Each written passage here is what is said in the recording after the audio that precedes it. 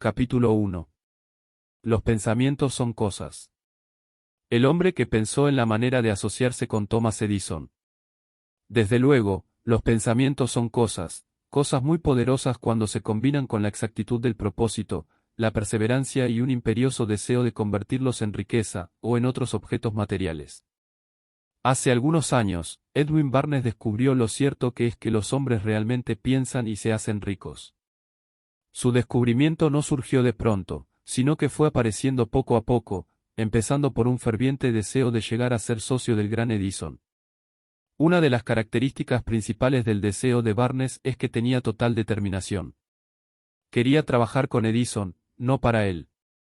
Observe con detenimiento la descripción de cómo fue convirtiendo su deseo en realidad y tendrá una mejor comprensión de los principios que conducen a la riqueza. Cuando apareció por primera vez en su mente, Barnes no estaba en posición de actuar según ese deseo, o impulso del pensamiento. Dos obstáculos se interponían en su camino: no conocía a Edison, y no tenía bastante dinero para pagarse el pasaje en tren hasta Orange, New Jersey. Estas dificultades hubieran bastado para desanimar a la mayoría de los hombres en el intento de llevar a cabo el deseo. Pero el suyo no era un deseo ordinario. El inventor y el vagabundo. Barnes se presentó en el laboratorio de Edison, y anunció que había ido a hacer negocios con el inventor. Hablando de su primer encuentro con Barnes, Edison comentaba años más tarde: estaba de pie ante mí, con la apariencia de un vagabundo, pero había algo en su expresión que transmitía el efecto de que estaba decidido a conseguir lo que se había propuesto. Yo había aprendido, tras años de experiencia, que cuando un hombre desea algo tan imperiosamente que está dispuesto a apostar todo su futuro en una sola carta para conseguirlo, tiene asegurado el triunfo. Le di la oportunidad que me pedía, porque vi que él estaba decidido a no ceder hasta obtener el éxito. Los hechos posteriores demostraron que no hubo error. No podía haber sido el aspecto del joven lo que le proporcionara su comienzo en la oficina de Edison, ya que ello estaba definitivamente en su contra. Lo importante era lo que él pensaba. Barnes no consiguió su asociación con Edison en su primera entrevista. Obtuvo la oportunidad de trabajar en el despacho de Edison, por un salario insignificante. Transcurrieron los meses. En apariencia, nada había sucedido que se aproximase al codiciado objetivo que Barnes tenía en mente como su propósito inicial y decidido. Pero algo importante estaba sucediendo en los pensamientos de Barnes. Intensificaba constantemente su deseo de convertirse en socio de Edison. Los psicólogos han afirmado, con todo acierto, que, cuando uno está realmente preparado para algo, aparece. Barnes se hallaba listo para asociarse con Edison, además, estaba decidido a seguir así hasta conseguir lo que buscaba. No se decía a sí mismo: oh bueno, ¿para qué insistir? Supongo que acabaré por cambiar de idea y probaré un trabajo de vendedor. En vez de eso, se decía: he venido aquí para asociarme con Edison, y eso es lo que haré aunque me lleve el resto de la vida. Estaba convencido de ello. ¿Qué historia tan diferente contarían los hombres si adoptaran un propósito definido, y mantuvieran ese propósito hasta que el tiempo lo convirtiese en una obsesión obstinada? Quizás el joven Barnes no lo supiera en aquel entonces, pero su determinación inconmovible, su perseverancia en mantenerse firme en su único deseo, estaba destinada a acabar con todos los obstáculos, y a darle la oportunidad que buscaba. Los astutos disfraces de la oportunidad. Cuando la oportunidad surgió, apareció con una forma diferente y desde una dirección distinta de las que Barnes había esperado. Ese es uno de los trucos de la oportunidad. Tiene el curioso hábito de aparecer por la puerta de atrás, y a menudo viene disimulada con la forma del infortunio, o de la frustración temporal. Tal vez por eso hay tanta gente que no consigue reconocerla. Edison acababa de perfeccionar un nuevo invento, conocido en aquella época como la máquina de dictar de Edison. Sus vendedores no mostraron entusiasmo por ese aparato. No confiaban en que se pudiera vender sin grandes esfuerzos. Barnes vio su oportunidad, que se había colado discretamente, oculta en una máquina estrambótica que no interesaba más que a Barnes y al inventor. Barnes supo que podría vender la máquina de dictar de Edison. Se lo sugirió a este, y, de inmediato, obtuvo su oportunidad. Vendió la máquina. En realidad, lo hizo con tanto éxito que Edison le dio un contrato para distribuirla y venderla por toda la nación. A partir de aquella asociación, Barnes se hizo rico, pero también consiguió algo mucho más importante: demostró que uno, realmente, puede pensar y hacerse rico. No tengo forma de saber cuánto dinero en efectivo reportó a Barnes su deseo. Tal vez fueran 2 o 3 millones de dólares, pero la cantidad, cualquiera que sea, se torna insignificante cuando se la compara con la posesión que adquirió en forma de conocimiento definido de que un impulso intangible se puede transmutar en ganancias materiales mediante la aplicación de principios conocidos. Barnes literalmente se pensó a sí mismo en sociedad con el gran Edison. Se pensó dueño de una fortuna. No tenía nada con que empezar, excepto la capacidad de saber lo que deseaba, y la determinación de mantenerse fiel a ese deseo hasta haberlo realizado. A casi 1 metro del oro. Una de las causas más comunes del fracaso es el hábito de abandonar cuando uno se ve presa de una frustración temporal. Todos somos culpables de este error en un momento u otro. Un tío de Darby fue presa de la fiebre del oro en los días en que era una fiebre endémica, y se fue al oeste a cavar para hacerse rico. Nunca había escuchado que se ha extraído más oro de los pensamientos de los hombres que el que se ha sacado de la tierra. Obtuvo una licencia y se fue a trabajar con el pico y la pala. Después de varios meses de trabajo fue recompensado con el descubrimiento del brillante mineral. Necesitaba maquinaria para extraer el mineral a la superficie. Con discreción, cubrió la mina, volvió sobre sus pasos a su hogar en Williamsburg, Maryland, y les habló a sus parientes y a algunos vecinos del hallazgo. Todos reunieron el dinero necesario para la maquinaria, y la enviaron a la mina. Darby y su tío volvieron a trabajar en ella. Extrajeron el primer carro de mineral y lo enviaron a un fundidor. Las utilidades demostraron que poseían una de las minas más ricas de Colorado. Con unos pocos carros más de mineral saldarían todas las deudas. Entonces empezarían a ganar dinero en grande. Hacia abajo iban los taladros. Hacia arriba iban las esperanzas de Darby y de su tío. Entonces sucedió algo. El filón de mineral brillante desapareció. Habían llegado al final del arco iris, y la olla de oro no estaba allí. Perforaron en un desesperado intento para volver a encontrar la veta, pero fue en vano. Finalmente, decidieron abandonar. Vendieron la maquinaria a un chatarrero por unos pocos centenares de dólares, y tomaron el tren de vuelta a casa. El chatarrero llamó a un ingeniero de minas para que mirara la mina e hiciera un poco de cálculo. El ingeniero le informó de que el proyecto había fracasado porque los dueños no estaban familiarizados con las líneas de falla. Sus cálculos indicaban que la veta reaparecería casi a 1 metro de donde los Darby habían dejado de perforar. Allí fue precisamente donde fue encontrada. El chatarrero extrajo millones de dólares en mineral de aquella mina porque supo buscar el asesoramiento de un experto antes de darse por vencido. Nunca me detendré porque los hombres digan, no. Mucho tiempo después, el señor Darby se recuperó sobradamente de su pérdida, cuando descubrió que el deseo se puede transmutar en oro. Eso le ocurrió después de que ingresara en el negocio de la venta de seguros de vida. Recordando que había perdido una inmensa fortuna por haber dejado de perforar a casi 1 metro del oro, Darby aprovechó esa experiencia en el trabajo que había elegido, con el sencillo método de decirse a sí mismo, me detuve a casi 1 metro del oro, pero nunca me detendré porque me digan, no, cuando les pida que compren un seguro. Darby se convirtió en uno de los pocos hombres que venden $1 millón anuales en seguros. Su tenacidad se la debía a la lección que había aprendido del rendirse en el negocio de la mina de oro. Antes de que el éxito aparezca en la vida de cualquier hombre, es seguro que éste se encontrará con muchas frustraciones temporales, y tal vez con algún fracaso. Cuando la frustración se adueña del hombre, lo más fácil y más lógico que puede hacer es abandonar. Eso es lo que la mayoría de los hombres hace. Más de 500 de los hombres más prósperos en los Estados Unidos le han dicho al autor que sus mayores éxitos surgieron un paso más allá del punto en que la frustración se había apoderado de ellos. El fracaso es un embustero con un agudo sentido de la ironía y la astucia. Se deleita en hacernos tropezar cuando el éxito está casi a nuestro alcance. Una lección de perseverancia de 50 centavos.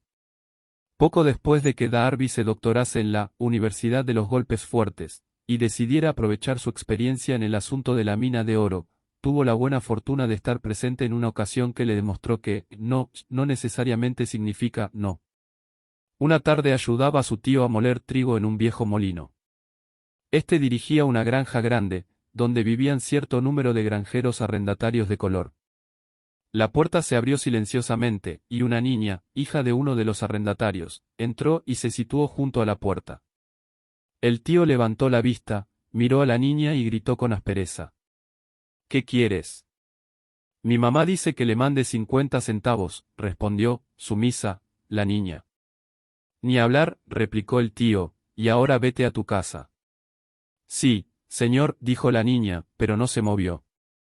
El tío siguió con su trabajo, tan ocupado que no prestó atención a la niña y no se dio cuenta de que no se había marchado.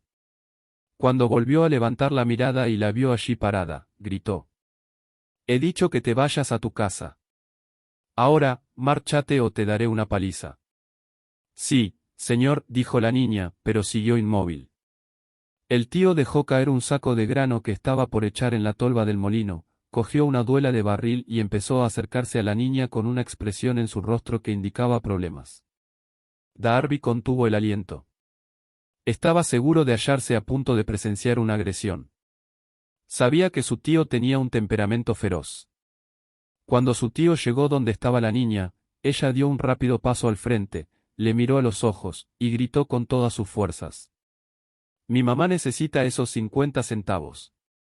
El tío se detuvo, la miró unos instantes, y luego dejó lentamente la duela de barril a un lado, se metió la mano en el bolsillo, sacó $medio y se lo dio a la niña. Ella cogió el dinero y se encaminó despacio hacia la puerta, sin quitar los ojos del hombre al que acababa de vencer. Después de que la niña se hubo marchado, el tío se sentó en una caja y permaneció mirando por la ventana durante más de 10 minutos. Estaba reflexionando, sorprendido, sobre la derrota que acababa de sufrir. Darby también se hallaba pensativo. Esa era la primera vez en su vida que había visto a una criatura de color dominar a un blanco adulto. ¿Cómo lo había hecho? ¿Qué le había ocurrido a su tío para que perdiera su ferocidad y se volviera tan dócil como un cordero? ¿Qué extraño poder había empleado esa niña para hacerse dueña de la situación? Estas y otras preguntas similares destellaban en la mente de Darby, pero no halló las respuestas hasta muchos años después, cuando me relató la historia. Curiosamente, el relato de esa inusual experiencia la escuché en el viejo molino, el mismo sitio donde su tío recibió esa lección. El extraño poder de una niña.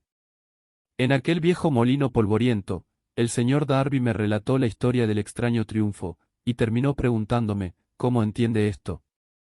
¿Qué extraño poder tenía esa niña, para dominar por completo a mi tío? La respuesta a esa pregunta la encontrará en los principios que se describen en este libro. La respuesta es categórica y completa. Contiene detalles e instrucciones suficientes para que cualquiera comprenda y aplique la misma fuerza con la que ella se encontró de forma accidental. Manténgase alerta, y observará el extraño poder que acudió en ayuda de la niña. Tendrá un atisbo de ese poder en el próximo capítulo. En alguna parte del libro encontrará una idea que abusará sus poderes receptivos, y pondrá a su alcance, para su propio beneficio, ese mismo poder irresistible. La comprensión del puede aparecer ante usted en el primer capítulo, o tal vez surja en su conciencia más adelante. Puede presentarse en forma de una sola idea. O quizá la encuentre en la naturaleza de un plan o en un propósito. Una vez más, puede hacerle volver sobre sus pasadas experiencias de frustración o de fracaso, para aportar alguna lección mediante la cual usted recupere todo lo que había perdido en su fracaso. Después de haberle explicado al señor Darby el poder que la niña de color había empleado quizás sin saberlo, él repasó enseguida sus 30 años de experiencia en la venta de seguros de vida, y estuvo francamente de acuerdo en que su éxito en ese campo se debía, en gran parte, a la lección que había aprendido de la pequeña. El señor Darby señaló, cada vez que un posible comprador trataba de deshacerse de mí, sin comprar el seguro, yo visualizaba a la niña, parada en el viejo molino, con sus ojazos desafiantes, y me decía a mí mismo, tengo que conseguir esta venta. La mejor parte de las ventas que he hecho han sido a gente que me había dicho, no. El señor Darby también recordó su error al haberse detenido a 1 metro escaso del oro. Pero me dijo, esa experiencia fue una bendición encubierta. Me enseñó a seguir insistiendo sin que importasen las dificultades, y fue una lección que necesité aprender antes de poder tener éxito en cualquier campo.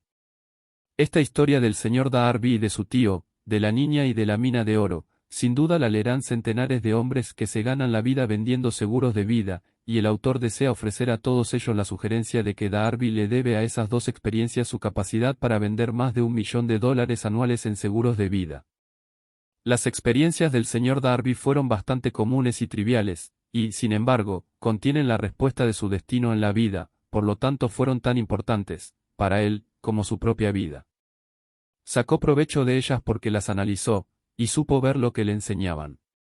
Pero, ¿qué hay del hombre que no tiene el tiempo ni la inclinación para estudiar el fracaso en busca del conocimiento que pueda conducirlo al éxito? ¿Dónde y cómo va a aprender el arte de convertir los fallos en escalones hacia la oportunidad? Para responder a esas preguntas se ha escrito este libro. Todo lo que usted necesita es una buena idea.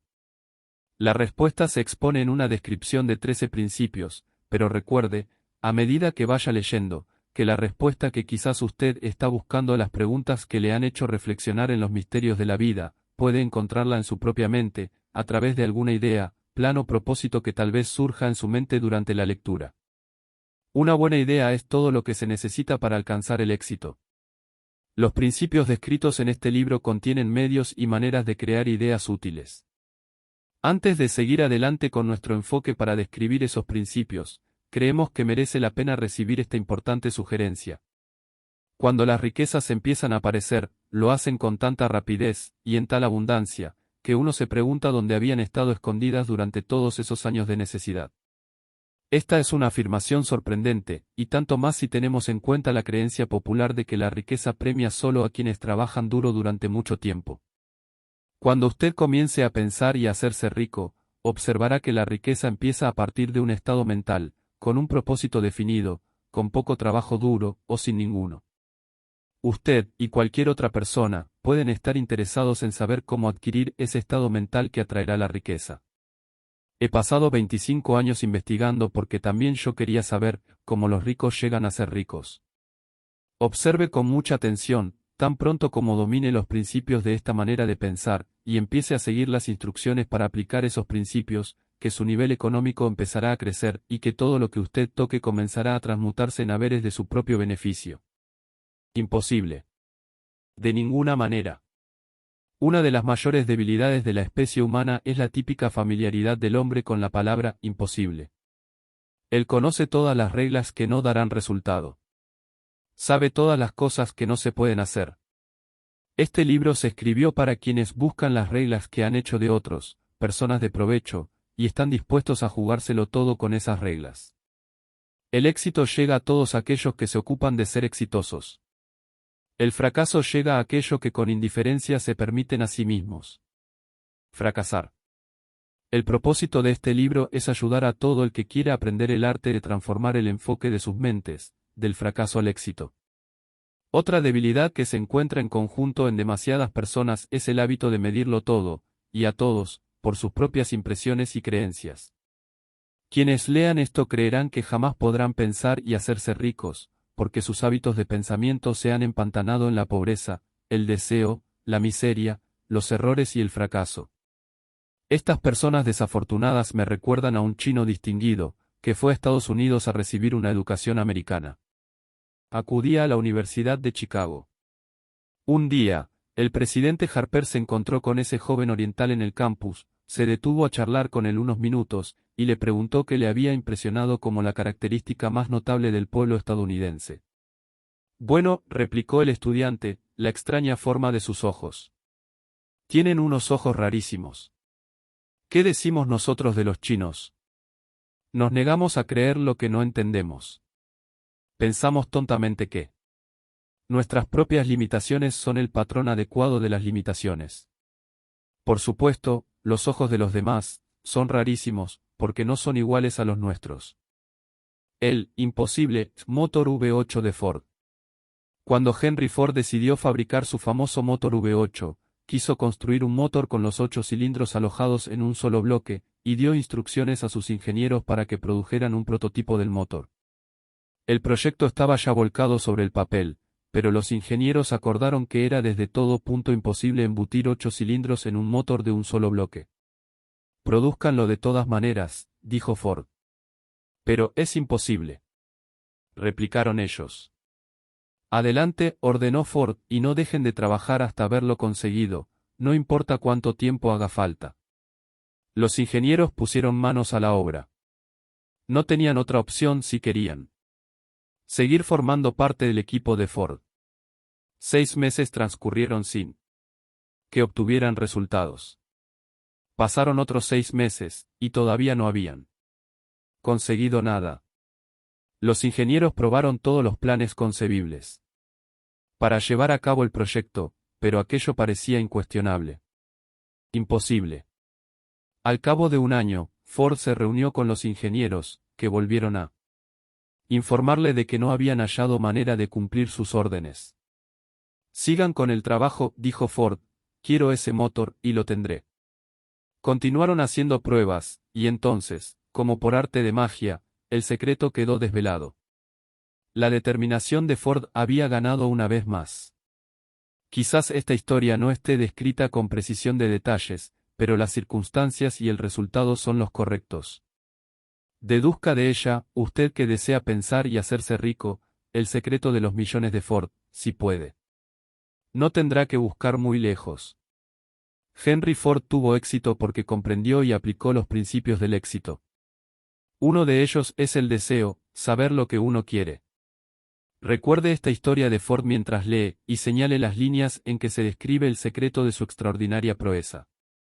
Si puede hacer esto, si usted es capaz de poner el dedo en el particular grupo de principios que hicieron rico a Henry Ford, usted puede igualar sus logros en casi cualquier oficio para el que esté preparado. Porque es usted el dueño de su destino.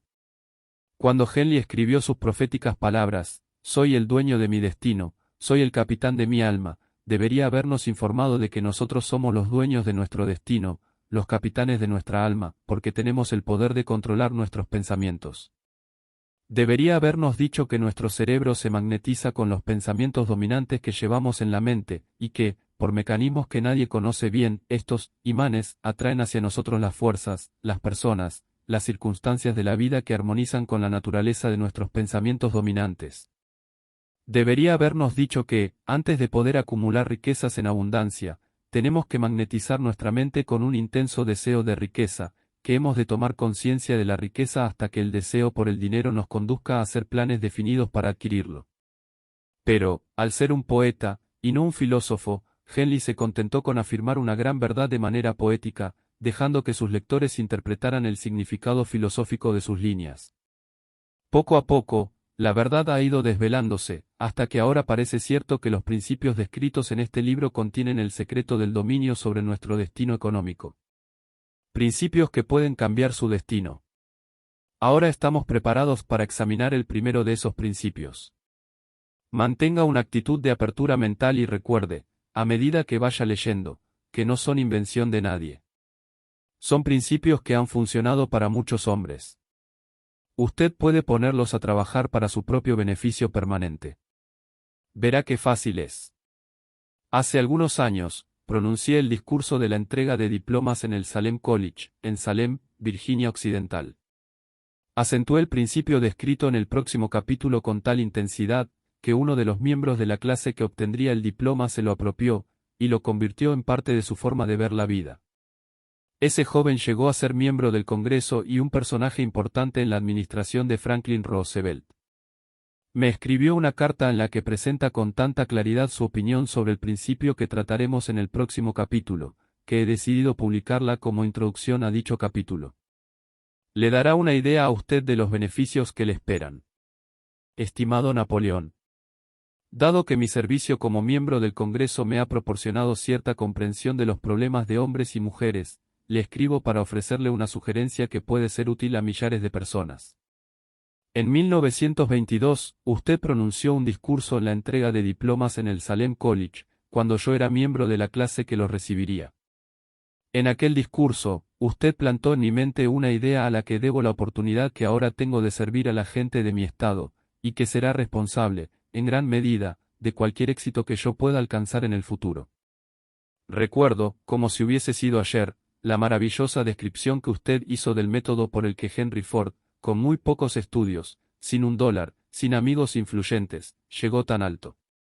Entonces resolví, incluso antes de que usted hubiera acabado su discurso, que me haría un lugar en la vida, sin que importara cuántas dificultades tuviera que afrontar. Millares de jóvenes terminarán sus estudios universitarios este año, y los años venideros. Cada uno de ellos estará buscando un mensaje tan alentador como el que yo recibí de usted.